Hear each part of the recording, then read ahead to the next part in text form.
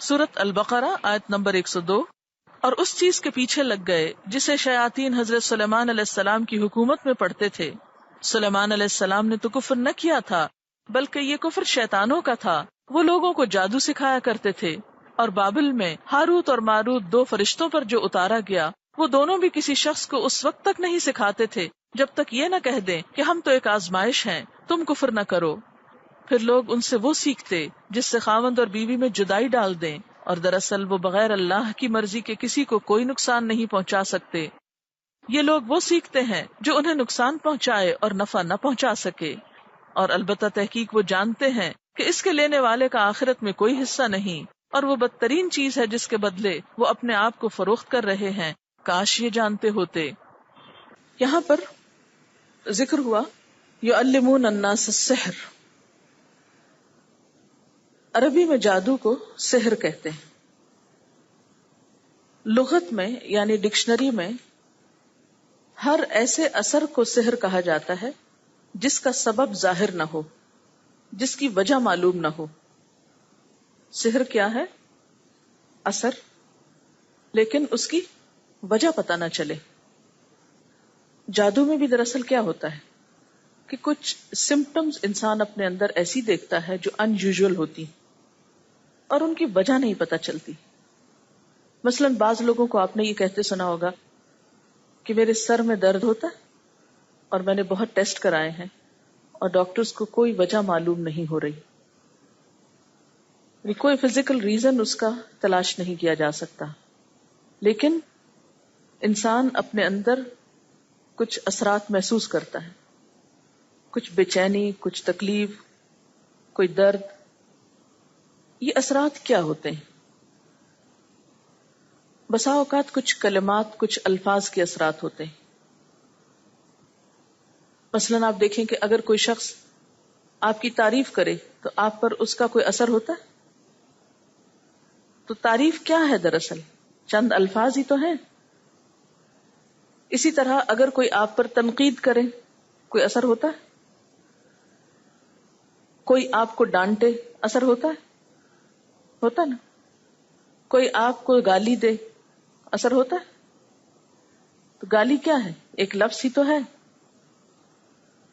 الفاظ کے اثرات ہوتے ہیں. پھر آپ نے دیکھا ہوگا کہ ایک بات جو ایک دفعہ کہی جاتی ہے اس کا اثر کچھ اور ہوتا ہے. ایک بات جو بار بار کہی جائے اس کا اثر کچھ اور ہوتا ہے. اور کچھ الفاظ جن کو بسا اوقات سینکڑوں یا ہزاروں دفعہ پڑھا جاتا ہے، چلا کاٹا جاتا ہے، تو ان الفاظ کے پھر اثرات کچھ اور طرح ہوتے ہیں. سحر جو ہے اس میں بسا اوقات الفاظ کا سہارا لیا جاتا ہے. انہیں یا تو لکھا جاتا ہے یا پڑھا جاتا ہے ریپیٹڈلی. سحر جو ہوتا ہے وہ غیر محسوس اثرات کا نام ہوتا ہے نا. جس طرح مادی چیزیں ہوتی ہیں نا، مثلا مادی چیز سے مراد کیا ہے؟ یہ ایک بک ہے، تو اس کو اگر یہاں مارے تو کیا ہوتا ہے؟ فیلنگ آتی ہے نا، اثر ہوتا ہے. کیوں؟ اس لیے کہ یہ ہاتھ بھی مادی ہے. ہمارا جسم کیا ہے؟ مادی. اس کے اوپر جب کوئی مادی چیز آ کے ٹکراتی ہے تو درد ہوتی ہے ہاتھ کو، ٹھیک ہے نا.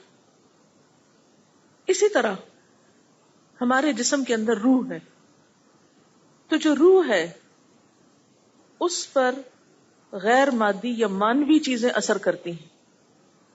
مانوی چیزیں کیا ہیں؟ جیسے الفاظ یا آواز. لفظ جو ہوتا ہے، ورڈ، یہ مادی چیز تو نہیں ہے نا. مثلا میں کہوں بات، کہاں ہے؟ پکڑ کے لائیں بات کو. کلمہ پکڑ سکتے ہیں؟ کلمے کو نہیں پکڑ سکتے نا. تو جو کلمہ ہے وہ غیر مادی چیز ہے، ٹھیک ہے، یا مانوی چیز ہے. اب یہ بھی اپنا ایک اثر رکھتا ہے. جیسے اچھی نیوز کا اثر ہوتا ہے، بری نیوز کا اثر ہوتا ہے نا. تو وہ بری نیوز کیا ہے؟ پکڑ سکتے ہیں آپ اس کو؟ تو اس کا اثر ہے نا. وہ کہاں ہوتا ہے؟ کس پہ؟ آپ کے دل پہ، آپ کی روح پہ. تو اس بات سے انکار نہیں کر سکتے آپ کہ مادی چیزوں کا اثر مادہ پہ ہوتا ہے اور روحانی چیزوں کا اثر روح پہ ہوتا ہے. تو جادو دراصل ایک ایسی چیز ہے جس کا اثر انسان کی روح پہ ہوتا ہے، خیالات پہ ہوتا ہے، نظر پہ ہوتا ہے. ٹھیک. اب آپ دیکھیے کہ یہ جو خیال پہ اثر ہوتا ہے انسان کے، یہ روح پہ اثر ہوتا ہے، تو یہ روح کس کے اندر رکھی ہوئی اللہ تعالیٰ نے؟ جسم کے اندر رکھی ہے نا. تو جب روح پہ اثر ہوگا تو اس کا اثر جسم پہ آئے گا نا. اور یہ وائس ورثہ ہوتا ہے. کیسے؟ مثلاً کاپی آپ نے اپنے ہاتھ پہ اگر ماری تو لگائی جسم پہ، لیکن اثر روح پہ گیا نا. اسی طرح جب کوئی چیز روح پہ پڑتی ہے تو اس کا اثر جسم پر بھی آتا ہے. بعض ایسے اثرات کے ذریعے انسان کی روح کو اس حد تک مفلوج کر دیا جاتا ہے کہ انسان پھر سروائیو نہیں کر سکتا. یعنی جادو ہو یا جنات ہو، ان کے اثر سے جب روح بیمار ہوتی ہے تو روح کیونکہ جسم میں گندھی ہوئی ہے، جسم میں جڑی ہوئی ہے، تو جسم پہ لازمی اثر پڑتا ہے. اور بعض بیماریوں کی کاز روحانی ہوتی ہے، اثر جسمانی ہوتا ہے. جسے بتایا تھا نا، درد ہو رہی ہے، سمجھ نہیں آ رہی، سارے ٹیسٹ کلیئر ہیں، کچھ نہیں ہے جسم میں، لیکن پھر بھی بیمار ہے. تو وہ کیا چیز ہے؟ وہ روح ہے. ٹھیک ہے. تو جب جسم پہ کچھ زد پڑتی ہے تو اس کا اثر روح پہ جاتا ہے، روح پہ پڑتی ہے تو اس کا اثر جسم پہ جاتا ہے، کیونکہ دونوں جڑے ہوئے ہیں ساتھ ساتھ. نبی صلی اللہ علیہ وسلم نے فرمایا ہے، ان من البیان لسحر. بعض بیان، بعض کلمات، بعض الفاظ، بعض سپیچ جادو کا اثر رکھتی. تو خصوصاً شعر و شاعری جو ہے، اس کا اثر ایسے ہی ہوتا ہے جیسے جادو کا اثر ہوتا ہے. یہ لفظ آپ نے محاورے میں نہیں سنا کہ فلاں شخص جو ہے وہ جادو بیان ہے، یا اس کا کلام جو ہے وہ جادو کی طرح اثر کرتا ہے.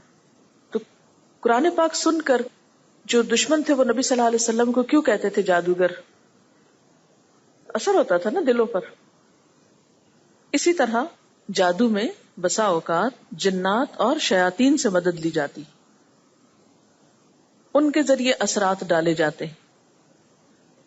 مسلمان ہونے کی حیثیت سے ہم سب جانتے ہیں کہ اس کائنات میں فرشتوں کے علاوہ، انسانوں کے علاوہ، جانوروں کے علاوہ ایک اور مخلوق بھی ہے جس کو جن کہا جاتا ہے.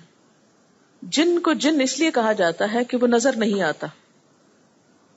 فیٹس کے لیے بھی لفظ جنین استعمال ہوتا ہے کیونکہ وہ بھی نظر نہیں آتا، باہر سے چھپا ہوا ہوتا ہے 3 پردوں میں.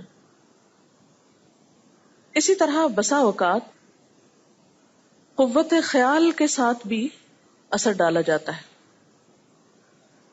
مثلا میسمرزم جسے آپ کہتے ہیں، یا ہپنوٹائز کرنا یا برین واش کرنا، یعنی آپ کو ایک بات کا بار بار احساس دلایا جاتا ہے. اسی طرح خیالات کے ذریعے، یعنی کسی بھی شخص کے بارے میں آپ امیجن کریں، آپ اس کے بارے میں سوچیں اور اپنی پوری توجہ اس پہ فوکس کر دیں، تو کیا ہوگا کہ وہ شخص آپ کے بارے میں سوچنا شروع کر دے گا، یا یہ کہ اس کے دل میں آپ کا خیال آنے لگے گا. محبت کو بھی جادو سے تشبیہ دی جاتی ہے نا، تو اس میں بھی کیا ہوتا ہے بنیادی طور پر ایک شخص دوسرے کے بارے میں سوچتا ہے اور وہ سوچ اتنی فوکسڈ ہوتی ہے کہ دوسرے کو بھی اس کا خیال آنے لگتا ہے، وہ بھی دوسرے کے بارے میں سوچنے لگتا ہے جو اس کے بارے میں سوچ رہا ہوتا ہے. پھر اسی طرح اثرات جو ہوتے ہیں مادی چیزوں کے بھی ہوتے ہیں. مثال کے طور پر آپ دیکھیں کہ لوہا ہے، اور لوہے ہی کی ایک قسم ہے مقناطیس، میگنیٹ. تو ان دونوں میں فرق کیا ہے؟ شکل و صورت میں کوئی فرق ہے، لیکن ایک کے اندر کیا ہے؟ کوئی کشش نہیں، اور دوسرے کے اندر ایک کشش ہے.